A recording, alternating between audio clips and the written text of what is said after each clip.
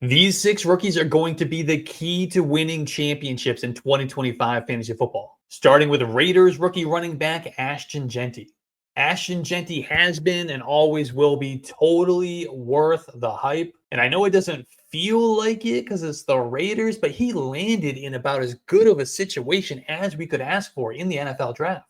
That Raiders offense is coming together really nicely with Geno Smith at quarterback, Brock Bowers and Jacoby Myers catching passes, and now Ashton Jeanty in the backfield. That offense is set to take a major step forward, and the coaching staff led by head coach Pete Carroll and offensive coordinator Chip Kelly, they have a long history of being very running back friendly. And Ashton Jeanty will immediately be a bell cow who will be fed as many touches as he can handle. He's been the most natural runner in college football over the last 2 years, and that should translate to an immediate impact player at the NFL level. Ashton Jeanty carried the ball 374 times last season at Boise State for 2,601 yards and 29 touchdowns. He's a dominant playmaker with exceptional agility, strength, and quickness, and his ability to make would-be tacklers miss is absolute next level. Not only did he lead all of college football in yards after contact in 2024, but he forced 152 missed tackles, which, according to PFF, is the most they've ever recorded in a college football season. And in a passing game, Ashton Jeanty can be a real weapon as a receiver. This is a guy who caught more than 40 passes in his sophomore season while averaging an incredible 13.2 yards per reception. He absolutely will thrive as a dual threat running back who can handle a full bell cow role, and that's exactly what he's going to be asked to do as a rookie. Think about 300 carries, double-digit touchdowns, and approaching 2,000 total yards. Now, I'm usually the cautious type with these rookies being drafted in the first round of fantasy drafts. I mean, they've never stepped on an NFL field, and we don't really know what their role is going to look like. But this just feels different with Ashton Jeanty, and I am totally in. This isn't like the Bijan Robinson situation a couple of years ago where I was fading him as a first-round pick coming out of Texas. He was having to deal with a Tyler Algier who was coming off a 1,000-yard season the year prior and is a legitimate NFL running back. Ashton Jeanty doesn't have that Algier type in his backfield. It's just a dusty Raheem Mostert, a man named Sincere McCormick, and last year's late-round pick, Dylan Laube. Ashton Jeanty should be projected as a top 5 fantasy running back for the 2025 season. Draft him in round 1 with confidence. Sticking with the running back position, I want you to draft Omarion Hampton of the Chargers. The Chargers didn't care that they signed Najee Harris in free agency. They still made the move to draft Omarion Hampton in the first round. And Hampton is an elite, all-purpose running back who is superior to Najee Harris in every way. And he's got 2 healthy eyeballs. But not only is he a big running back who runs hard between the tackles, but he has the juice to break off long runs as well. He's solid in the passing game and can be a reliable outlet for quarterback Justin Herbert. And last season in North Carolina, Omarion Hampton ran for more than 1,600 yards and scored 17 touchdowns in just 13 games. And he added another nearly 400 yards as a receiver. And thanks to the Najee Harris eye injury, Omarion Hampton will begin the season as the unquestioned RB1 in Los Angeles. I expect he will take on a significant workload right out the gate and be a bell cow all season long. I can already see him being a complete superstar in that offense. It's a perfect environment for him. The Chargers want to run the ball, and they're really good at doing so. And they have one of the best offensive lines in football, plus a quarterback who defenses need to respect. The Chargers ranked top 12 in team rush attempts in 2024, and that was with a J.K. Dobbins-led backfield as he was coming off multiple serious lower body injuries. And he could barely land a job for 2025. And yet, behind that offensive line, in that system, in that environment, J.K. Dobbins was still able to be RB14 in fantasy points per game before the injury. And that backfield as a whole ranked in the bottom third of the NFL in yards after contact per attempt and explosive run rate. Now they bring in Omarion Hampton, who will be a huge breath of fresh air in that backfield. He's going to bring far more explosiveness and speed than anyone they were rolling out there in 2024. He is going to dominate from week 1, be a league winner in fantasy football. Draft him in round 3. He should be on the radar as soon as the 2-3 turn. Let's head over to the wide receiver position where we are drafting Tetairoa McMillan. He is going to step right into the wide receiver 1 chair in Carolina as their outside X receiver. At 6'4", 219 pounds, he'll be that prototypical alpha who wins with size and physicality, but he also has surprising lateral agility and quickness for a player of his size. He will be that big-bodied playmaker that Bryce Young so desperately needed in that offense. He'll be a force along the boundary, in the red zone. He'll be a go-to guy on third downs and must-have situations. He will create some yards after the catch as well. And Ted McMillan will command high target volume from day one, especially considering the lack of other weapons in the Panthers offense. It's dusty old Adam Thielen, last year's first-round bust Xavier Legette, and undrafted second-year guy Jalen Coker. Now, he won't quite be this year's Malik Neighbors, but he could see a discounted version of that type of usage with the lack of serious target competition. Ted McMillan should easily clear 120 targets in 2025, and he could threaten double-digit touchdowns as well. Bryce Young made major strides in the second half last season. If he continues that development and takes a big step forward in year 3, which I really think he will, then no one is going to benefit more than Tetairoa McMillan. And in that scenario, not only will he have quality quarterback play, but the coaches are going to trust Bryce Young enough to ramp up the passing volume in that offense, which will only help the outlook of a guy like Tetairoa McMillan. Ted McMillan has legit top 15, even top 12 wide receiver upside as a rookie. He's the full package and is in a great situation. Draft him in round 4.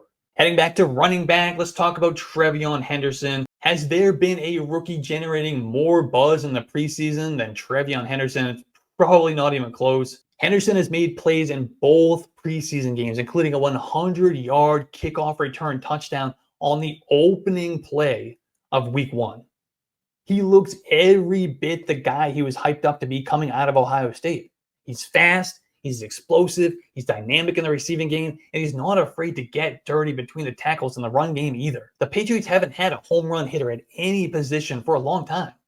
Henderson now gives them that guy. He will provide that explosive upside and speed that the Patriots offense has been missing.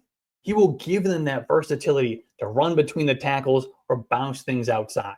I think we can expect TreVeyon Henderson to hold a similar role to Detroit's Jahmyr Gibbs, while Ramondre Stevenson will be the team's David Montgomery. Now, I think Henderson's efficiency and big playability will help negate the issue of sharing the backfield. He was plenty productive splitting touches with Quinshon Judkins last year at Ohio State. I think it's going to be the same deal in New England. Henderson will be a major part of what the Patriots do in the passing game as well. He will run plenty of routes from the backfield and be an explosive threat anytime he gets in space. He will also be a trusted pass protector, which is huge, and I think undoubtedly played a factor in New England targeting him in the second round. Most scouts agreed coming into the NFL draft that Henderson is one of the best pass-blocking running backs to come out of college in the last few years, not just in this class. And we've already seen him induce a fight at a joint practice with the Commanders because of a blitz pickup. TreVeyon Henderson will be an RB2 in fantasy football right away, and his role will only grow throughout the season. I think a rookie season projection of about 175 carries, 40 to 50 receptions is more than reasonable. He should be a 4th-round pick in 2025 fantasy football. Let's move on to RJ Harvey of the Broncos. He is such a fun fit in Denver. Now, J.K. Dobbins is going to play a factor. He's going to be a thorn in RJ Harvey's side, at least early in the season. But I believe RJ Harvey is destined to be the RB1 in Denver. And that's a role that has produced a ton of fantasy points in Sean Payton's offense over the years. I mean, we all saw the clips from the draft when the Broncos went and got RJ Harvey. He was their guy. They were celebrating. And I don't think J.K. Dobbins is going to be able to hold them down for too long. Harvey will add some explosiveness to a Broncos backfield that desperately needed it, and something Dobbins really is lacking at this point in his career. Harvey grinds out hard yards between the tackles, but he also has that knack for breaking off long runs. He should see a healthy dose of targets too. I mean, and this is a real stat, go look it up, but Javonte Williams, yes, dusty old Javonte Williams, was top 5 among running backs in targets last year. That is absolutely mind-blowing. But if Javonte can do that, imagine what RJ Harvey is going to do. And this is just as crazy. Every Sean Payton-led offense since 2013 has ranked top 5 in the percentage of targets that went to the running back position. And now pair that with a quarterback in Bo Nix, who loves to utilize his running backs in the passing game and has since his days in college. RJ Harvey is going to be a pass-catching machine even as a rookie. Now, it might be a slow start and take a little bit of patience for him to get over the J.K. Dobbins hurdle. But I believe RJ Harvey will easily be a top 24 running back by season's end. He's going to smash his ADP and lead your team to a title. Draft him in the 5th round. Let's go back to wide receiver, talk about Emeka Egbuka of the Buccaneers. I absolutely love drafting Emeka Egbuka this year. With Chris Godwin still not healthy from last year's ankle injury, it sounds like he had some setbacks. Emeka Egbuka is getting a ton of run, and it sounds like he's having a phenomenal training camp. He is getting hyped up by beat reporters on a daily basis, as well as Bucs players and coaches, including quarterback Baker Mayfield. Now, I liked Emeka Egbuka during the pre-draft process. He was easily a top 3 wide receiver in this class. He's a physical slot receiver whose game should translate really well to a productive role in the NFL. He's a detailed route runner who is smooth getting in and out of his breaks. He creates easy separation with incredible quickness, lateral agility, and change of direction. And the play isn't over once Emeka Egbuka has the ball in his hands. He is excellent at creating additional yardage after the catch. And he had a phenomenal college career, leaving Ohio State as the school's all-time leader in catches and receiving yards. And think about the guys he was playing alongside at Ohio State. Marvin Harrison Jr., Jackson Smith-Njigba, just so much talent coming out of the wide receiver position from Ohio State. And Emeka Egbuka is still putting up those types of numbers. Absolutely incredible. And he's already translating that to the NFL. And he's in position to have a great rookie season. His ADP is certainly on the rise, but he's still massively undervalued with an ADP outside the top 100 on the ESPN, NFL.com, and Yahoo platforms. That is about as great of a value as you will find in 2025 fantasy football. And I would and have been happily drafting him multiple rounds ahead of that ADP. I have him ranked as a 5th rounder.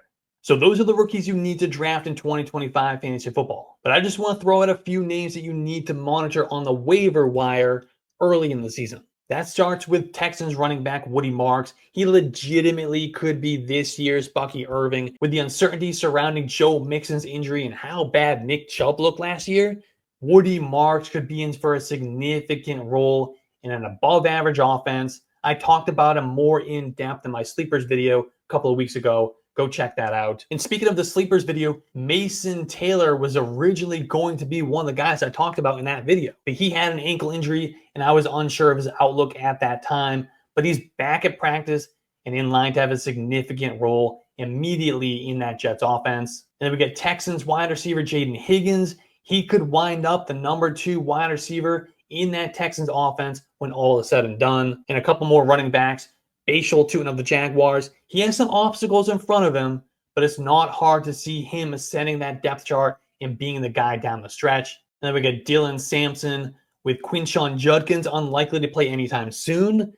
Dylan Sampson, the other Browns rookie running back, only has Jerome Ford in front of him for touches. He's an explosive playmaker with a ton of upside. And then, of course, there's Ja'Cory Krosky-Merritt, or Bill, who I talked about in that sleepers video 2 weeks ago before it was cool. Check it out. But I could talk about these rookies for hours, and there are so many more worthy of consideration. But now it's your turn. Who are your favorite rookies to draft this season? Drop your picks in the comments. And don't forget to like the video, subscribe to the channel. I'll be putting out content like this all season long. And if you want more from me, you can find my articles, rankings, tools, resources, so much more at yardsperfantasy.com.